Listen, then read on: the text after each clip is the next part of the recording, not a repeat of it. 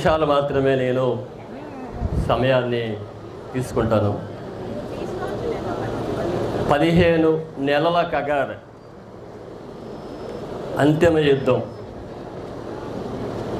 దాదాపు 140 మంది మహిళలు అమరులైనారు. ఆ సంఖ్య 350 దాటింది అనుకుంటే 140 మంది అమరత్వం చెందడం వెనుక వారు ఎందుకు ఆయుధాలు పట్టుకోవాల్సి వచ్చింది? ఇది ఒక ప్రధానమైన ప్రశ్న. ఇది కామ్రేడ్ రేణుక చాలా చిన్న గ్రామం. ఇది కడివెండి చాలా చిన్న గ్రామమైన అనేక స్తూపాలు ఈ పల్లెలో ఉన్నాయి. ఒక చైతన్యవంతమైన గ్రామీణ జీవితం నుండి ఆమె భారత విప్లవోద్యమంలోకి దారి చేసుకోగలిగారు. డిసెంబర్ 1న చనిపోయిన పృథ్వీ మోహనరావు 40 ఏళ్ళ విప్లవకర జీవితం ఉన్నది ఆయనకు. ఆ ఊరికి ఎలా వెళ్ళాలో తెలియదు. కృష్ణా జిల్లా అభివృద్ధి చెందిన ఒక జిల్లాలో ఒక మారుమూల ప్రాంతం నుండి భారత విప్లవోద్యమంలోకి వెళ్ళి 40 ఏళ్ళు పనిచేసి ఒక సజీవంగా వెళ్ళినవాడు అమరత్వపు జెండా కప్పుకొని తన సొంత గ్రామానికి తిరిగి వచ్చాడు. ఇవాళ రేణుక కూడా అంతే. ఈ గ్రామం నుండి ఆమె తన విప్లవకర జీవితాన్ని ఎంచుకొని ఒక నిర్జీవంగా తిరిగి వచ్చింది. దాదాపు ఈ కాలంలో ఆమె నిర్వహించిన పాత్ర గురించి మనం మాట్లాడుకుంటున్నాం. మిత్రులారా, కాస్త ఒక 5 నిమిషాలు. జేఎన్ సాయిబాబా గడ్చిరోలు జిల్లా కోర్టు అతనికి యావజ్జీవ శిక్ష వేసింది. ఎందుకు వేసింది అంటే అతని మెదడు చాలా ప్రమాదకరమైనది అని. ఇవాళ రేణుక మెదడు కూడా ప్రమాదకరమైనదని భారత రాజ్యం గుర్తించింది. ఆమె దగ్గర ఆయుధం లేదు. పోలీసులపై తిరగబడడానికి ఆమె చేతులలో ఎలాంటి ఆయుధము లేదు, ఎలాంటి ప్రతిఘటన లేదు. నిజానికి కరుణక్క చెప్పింది కదా, ఒక 16 కిలోల కిట్ మోయడం అంటే ఉద్యమ జీవితంలో ఎంత ఎంత బలవంతులై ఉండాలి. రేణుక శారీరక బలహీనత గురించి తక్కువ చేసి మాట్లాడను కానీ విప్లవోద్యమంలో స్త్రీలు తమ శారీరక మానసిక బలహీనతలను అధిగమించి భారత విప్లవోద్యమము కొనసాగింపుకు పునరుత్పత్తి కలిగిన తల్లుల వలె మాతృమూర్తుల వలె ఒక బాట వేస్తున్నారు. మీరు ఒక 55 ఏళ్ళ భారత విప్లవోద్యమంలో స్త్రీల ప్రాతినిధ్యం గురించి చూడండి. చాలా ఆలస్యంగా వియుక్క అనే ఒక మహిళల ప్రాతినిధ్య సంకలనం వచ్చి కళా సంకలనం వచ్చింది. కానీ ఒక 3.5-4 దశాబ్దాల విప్లవ సాహిత్య రచన చూడండి. ముఖ్యంగా స్త్రీలు మాట్లాడిన గొంతుకులు వినండి, కంఠస్వరాన్ని వినండి. చాలామంది రేణుక వంటి వాళ్ళు, షహీద వంటి వాళ్ళు, యామిని వంటి వాళ్ళు, నిత్య వంటి వాళ్ళు, నర్మద వంటి వాళ్ళు పదుల సంఖ్యలో ఒకవైపు ఆయుధాన్ని మోస్తూనే అడవిలో ఏమి దొరికితే అది తింటూనే రెండవ వైపున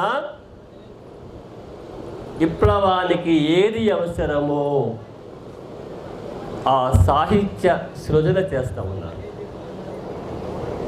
నిర్మల లేదా సహీర లేదా యామిని లేదా చైతు చాలామంది రచయిత్రుల కథలు చదవండి మీరు. ఎంత సున్నితమైన భావుకురాళ్ళు వాళ్ళు. ఆ సున్నితత్వం నుండి భారత విప్లవోద్యమ గమనాన్ని విశాలం చేస్తూనే అమరత్వపు నీడన చేరుతా ఉన్నారు. రేణుక నాకు తెలిసి కామ్రేడ్ రేణుక 90వ దశకము నుండి కథలు రాయడం ప్రారంభించారు. అంటే దాదాపు 25 ఏళ్ళ తన వికసిస్తున్న యవ్వన కాలం నుండి ఆమె కథలు రాయడం ప్రారంభించారు. ఆమె జీవితంలో 2 దశలు ఉన్నాయి. ఒకటి, ఒక సాహిత్య కథావారధిగా ఒక ప్రయాణమైతే, రెండవది ఉద్యమ జీవితంలో ఉన్న కథా రచన ఒక ప్రయాణం.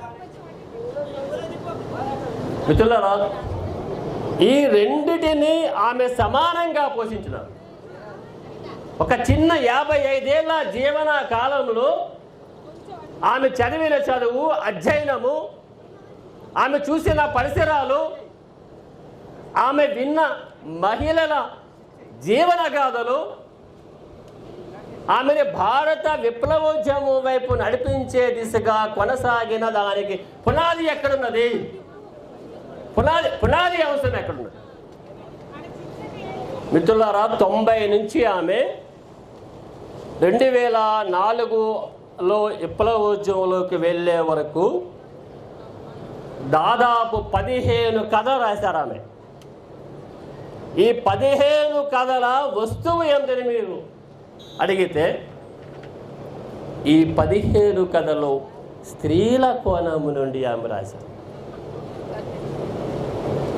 ఎక్కడా మనకు ఈ 15 కథలు ఒక వరుస క్రమంలో చదవండి.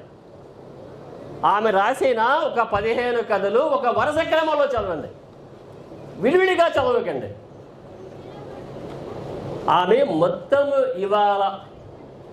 ఇవాటి సమాజంలో కూడా స్త్రీలు ఎదుర్కొంటున్న అనేక మూల అంశాలపై ఆమె ఆనాళ్ళకే దృష్టి సారించారు. అప్పుడు ఆమె 25, 24 లేదా 27 ఏళ్ళ వయసులో తన చూపుని విశాలం చేసుకోవడం, ఆనాడు ఉన్న స్త్రీవాద సాహిత్య ధోరణిని అవగాహన చేసుకుంటూనే ఆమె తన మార్క్సిస్ట్ పరిభాషలో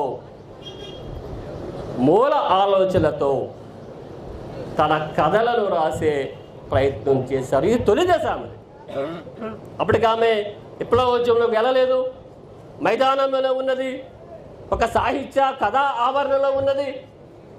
స్త్రీల సమస్యలపై గట్టిగా అనేక సమస్యలపై మాట్లాడింది. ఈ 15 కథలు, అదే లైంగిక హింస కావచ్చు, ఒక 14-15 ఏళ్ళ బాలికలు అవుతున్న రజస్వల అనే ఒక భౌతికపరమైన ఒక ప్రక్రియని 2 తెలుగు రాష్ట్రాలలో ఎలాంటి వేడుకగా నిర్వహిస్తుంది, ఆమెను ఎలా కట్టడి చేస్తుంది, ఒక సమాజము, కుటుంబము ఎట్లా కట్టడి చేస్తుంది. చిన్న మౌలికమైన విషయాల నుండి, కుటుంబ విషయాలలో, భార్యాభర్తల సంబంధాల నుండి, అత్తమామల ఆధిపత్యాల నుండి స్త్రీ ఎట్లా స్వేచ్ఛగా బయలుదేరాలో తొలినాలలో ఆమె కథలు చెప్పినాయి. 2004 చాలా మూలమలుపు మనకి భారత విప్లవోద్యమానికి, తెలుగు రాష్ట్రాల విప్లవోద్యమానికి మూలమలుపు.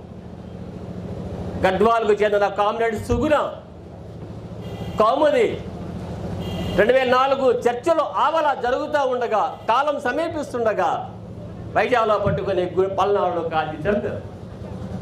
మీరు సుగుణ అంతరంగాన్ని చూడండి.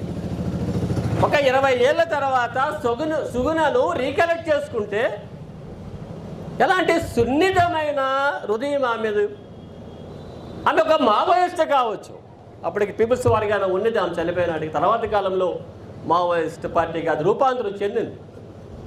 ఆమె మావోయిస్టే కావచ్చు, కానీ ఇలాంటి స్త్రీల పరంపర నుండి ఆమె వదిలేసిన దగ్గర రేణుక ప్రారంభమైంది. అంటే భారత విప్లవోద్యమం ఎప్పటికప్పుడు కాలానికి తగినట్లుగా ఇవాళ మిట్కో లేదా రేణుక స్పేస్లో ఎవరో ఒకరు దానిని పూరిస్తారు, ఖచ్చితంగా పూరిస్తారు. ఖాళీలు లేని ఒక విప్లవ ఆచరణ అనేది భారతదేశంలో కొనసాగుతున్నది ఒక 56 ఏళ్ళుగా. అది 26 మార్చి 24న అంతమవుతుందని అమిత్ షా చెబుతూ ఉన్నాడు. కానీ నేను చెబుతున్నది 2004లో సుగుణ మరణం తర్వాత, సుగుణ ఎన్కౌంటర్ తర్వాత రేణుక వంటి వాళ్ళు ఆ స్పేస్ని పూరించారు. 20 ఏళ్ల పాటు ఆమె అరణ్యాన్ని, ఆదివాసుల్ని, అడవి బిడ్డలను అంటిపెట్టుకుని ఉన్నారు. ఆమె కోసం తన మారు పేర్లతో తన అసలు పేరు వదులుకున్నారు. ఆమె చాలా పేర్లు ఉన్న బీడి దమ్మి ఏంటంటే ఇక్కడికి వచ్చే వరకు నాకు తెలియదు. నారాయణపట్నం రాసినది రేణుక అంటే నాకు తెలియదు. అంటే చాలా ఒక అవసరమైన పేర్లతో విప్లవోద్యమాన్ని బయట సమాజానికి చెప్పాలి. ఇవాళ మనం అందరం ఇక్కడ ఒక 200 మంది 300 మంది గుమిగూడి ఉన్నామంటే అక్కడ ఏం జరుగుతుందో మనకు తెలియదు. ఈ క్షణాన ఏం జరుగుతుందో తెలియదు. కానీ అక్కడున్న విప్లవోద్యమంలో పాల్గొంటున్న వాళ్ళు, దాని ఆచరణలో ఉన్న వాళ్ళు ఎప్పటికప్పుడు ఇలా జరుగుతుందని మనకు కళ్ళకు కట్టేట్లుగా చూపించారు. ఈ 2 దశాబ్దాల కాలంలో దాదాపు ఆమె 2003, 2004 విప్లవోద్యమంలోకి వెళ్ళారు.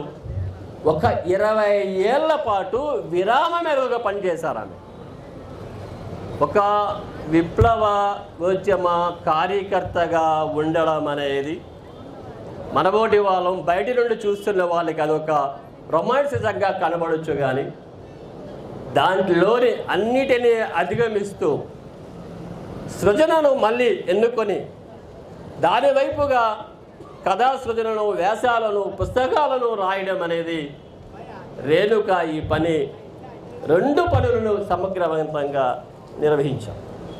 ఇవాళ 45 లక్షల రివార్డు ఉందని ఆమెను చంపల. 45 లక్షల రివార్డు కోసం ఆమెను చంపల. ఆమె జీవించి ఉంటే భౌతికంగా బలహీనురాలైన, మానసికంగా ధైర్యవంతురాలు. అందుకనే ఒక సామాన్య ఆదివాసీ స్త్రీగా జీవితాన్ని గడుపుతున్న ఆమెను ఎలా చంపినారు, ఎందుకు చంపినారు అంటే ఒక బలహీనురాలైన స్త్రీ ఆశయపరంగా ఆమె ఒక ఎత్తులో ఉండవచ్చు. ఒక బలహీనురాలైన స్త్రీ, ఒక రచయితగా ఆమె అప్పటికే తెలుగు సాహిత్యంలో ఒక పాపులర్ పేరున్న రచయిత మిట్కోగా ఆమె యొక్క ప్రయాణం కొనసాగుతూ ఉన్నది. అలాంటి రచయితను పట్టుకొని చంపడం వెనుక 45 కోట్ల రివార్డు కాదు, కగారులో భాగం కాదు. ఆమె మెదడును బతకనివ్వకూడదు, ఆమె ఆలోచనలు చంపివేయాలి. దాదాపుగా 140 మంది ఆదివాసీ స్త్రీలు, వాళ్ళు మావోయిస్టులు కావచ్చు, ఆదివాసులు కావచ్చు, వీరందరినీ చంపడం వెనుక వీరందరినీ భౌతికంగా నిర్మూలించడం వెనుక రాజ్యము, స్టేట్ ఈ ఆలోచన చేస్తూ ఉన్నది. 20-24 ఏళ్ళ ఆదివాసీ యువతులను స్టేట్ కర్కశంగా చంపేస్తూ ఉన్నది. 24-23 ఏళ్ళు విప్లవోద్యమంలోకి వచ్చారు. 3 లేదా 4 ఏళ్ళ అనుభవం లేదు వాళ్ళకి. అయినప్పటికీ వాళ్ళ అరెస్టును చూపించకుండా వారి జీవితాన్ని నిర్దాక్షిణ్యంగా భారత పాలక వర్గాలు చిదిమివేసి ఆపరేషన్ కగార్ అంటూ ఉన్నారు. రేణుక కొంతకాలం బతికి ఉంటే జీవించి ఉంటే ఒక అద్భుతమైన కథా రచయిత మనకు ఉండి ఉండేది, ఒక వేసగర్థం ఉండి ఉండేది, ఒక ఆలోచన పదాలు ఉండి ఉండేది. ఎందుకంటే భారత విప్లవోద్యమానికి కావలసిన తాత్విక ఆలోచనలను ఆమె ఎంతో కొంతమేర తన మెదడు నుండి సరఫరా చేయగలిగింది, తన ఆలోచనల ద్వారా. అందుకనే భారత ప్రభుత్వం ఇవాళ రేణుకులు లేదా ఇతరులను కూడా వెంటాడి చంపడానికి సిద్ధంగా ఉన్నది. అయినప్పటికీ ఇందాక నేను రేణుక తండ్రిలో చెమ్మగిల్లిన కనులను చూశాను. బహుశా మనందరి నయనాలలో ఆమె మరణ వార్త విన్నబడే మన కనులు చెమ్మగిల్లే ఉండవచ్చు. అతను ఏడవడానికి సిద్ధంగా ఉన్నాడు, బోరున విలిపించడానికి సిద్ధంగా ఉన్నాడు. తన 55 ఏళ్ల కూతురు సహజ మరణం కాదది, శరీరాన్ని ఛిద్రం చేసిన తోటా మరణం. అది ఒక తండ్రిగా దాన్ని ఎట్లా జీర్ణించుకున్నాడు, దాన్ని తన యొక్క కూతురు యొక్క అమరత్వాన్ని, ఎదురు కాల్పుల్ని తను ఎట్లా జీర్ణం చేసుకున్నాడు. బహుశా కగార్ స్టార్ట్ అయిన తర్వాత, ప్రారంభమైన తర్వాత 140 మంది స్త్రీల తల్లిదండ్రుల వేదన ఇది ఒక సామూహిక వేదన. ఇది ఆయన ఒక్కరిదే కాదు, మనందరం ఇక్కడ ఇంతమంది సమావేశమైనామంటే ఆ కుటుంబానికి చెందిన వేదన కాదు ఇది. భారతదేశాన్ని ఆర్థిక సామాజిక అసమానతలు లేని ఒక దేశంగా తీర్చిదిద్దే క్రమంలో అమరత్వంలోకి వెళ్ళిపోయిన తండ్రులు ఇవాళ మనకు కొన్ని వందల మంది కనబడతారు. మిత్రులారా, అమరత్వాన్ని ప్రేమించండి, అమరత్వాన్ని హృదయానికి హత్తుకోండి. ఎందుకంటే వాళ్ళ కోసం చనిపోలా, వాళ్ళ కోసం చనిపోలా. సమాజం అందరికీ అన్ని అవకాశాలను ఇవ్వాలని, పీడన లేని ఒక సమాజం కావాలని, అందరకు అన్ని అవకాశాలు కావాలని వాళ్ళు ప్రాణత్యాగం చేశారు. వాళ్ళ కోసం చేయాలి ప్రాణత్యాగం. అంటే అలాంటి అమరత్వాన్ని మనం ఎత్తిపడుతూనే కగార్ అనేది 26కు కాదు కదా, ప్రజల దైనందిన జీవితంలో మౌలిక సమస్యలు పరిష్కరించబడనంత కాలం భారతదేశంలో విప్లవోద్యమం కొనసాగుతూ ఉన్నది. ఆ కొనసాగింపును 56 ఏళ్ల విప్లవోద్యమ చరిత్ర నిరూపించింది. వందలాది మంది అమరత్వం నిరూపించింది. ఆ తర్వాత వెలుగుబావుట అందుకున్న అనేక తరాలు నిరూపించినాయి. కాబట్టి అధైర్యపడవలసిన అవసరం కాదని చెబుతూ, ఒక విప్లవ గ్రామంగా కడివెండి భారతదేశ చరిత్రలో ఒక చిరస్థాయిగా నిలబడుతున్నది. బహుశా రేణుక గుమ్మడవెల్లి కుటుంబానికి చెందినది కాదని, ఈ గ్రామాన్ని అంతటా తిరుగుతూ ఉన్నప్పుడు కుమారస్వామి నేను అందరి గుండెలయ రేణుకని అర్థమైంది. ఒక జననానికి మరణానికి మధ్య జీవితానికి ఉన్న గుర్తింపు ఏదైతే ఉన్నదో అది చాలా విలువైనది. జనన మరణాల మధ్య నీ జీవితం ఎట్లా గడిచింది అన్నదే ప్రధానం. ఎంతకాలం జీవించామనేది ప్రధానం కాదని.